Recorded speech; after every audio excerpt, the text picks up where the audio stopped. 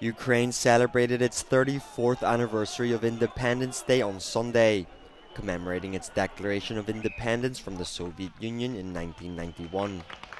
Ukrainian President Zelensky addressed the nation, calling for a just peace to its war with Russia.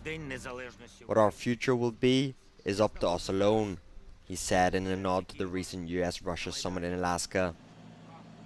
Canadian Prime Minister Mark Carney was present at the event and is expected to meet with Zelensky. Norway also pledged its support for Ukraine, announcing a nearly €600 million military aid package for air defense systems.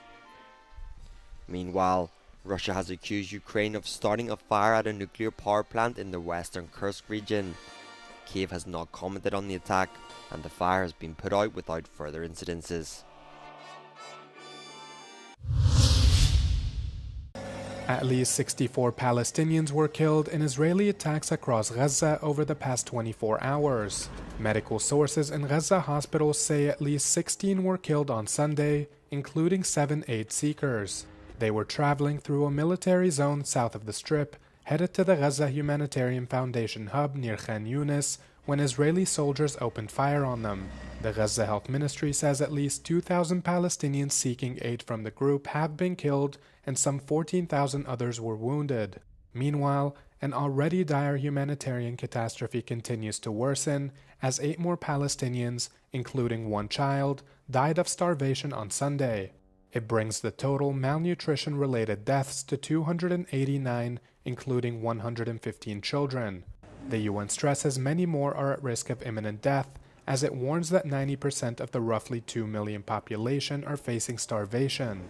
Israeli attacks, which have so far killed close to 63,000 Palestinians, have been intensifying ahead of an imminent planned occupation of Gaza City.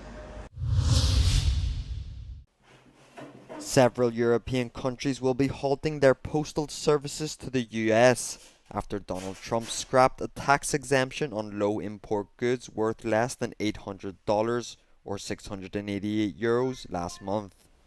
The White House said it is aiming to combat illegal and abusive practices, such as the importation of illegal drugs into the United States. Letters and small parcels under $100 or €85 will not be affected. The UK, France, Germany, Italy, Spain and Holland will temporarily suspend services as of next week, while Belgium already stopped shipping packages to the US on Friday.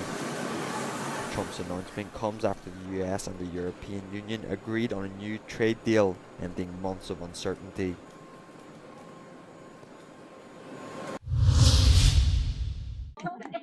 A father and his young son were crowned winners of the 2025 Tree Hugging World Championship on Saturday. Antti and his son Maddie scored 42.5 points in the grand finals to seal the victory, beating out competition from around the world, including the UK, Austria, Mexico, and the United States. A team from Austria clutched the runners-up position, while third place went to a team from Scotland. The annual event was held in the Levi-Halipu forest in the Finnish Arctic. The Nordic country also played host to another entertainment event in the Air Guitar World Championship competition.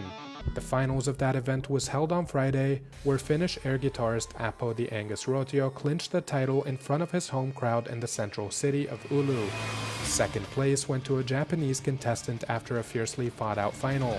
Rotio clinched the title by a razor-thin 0.1 margin in an extra air-off round after the top 2 competitors were tied after 2 rounds. It's the first time the title returns to Finland since the year 2000. Oh my gosh! Wow!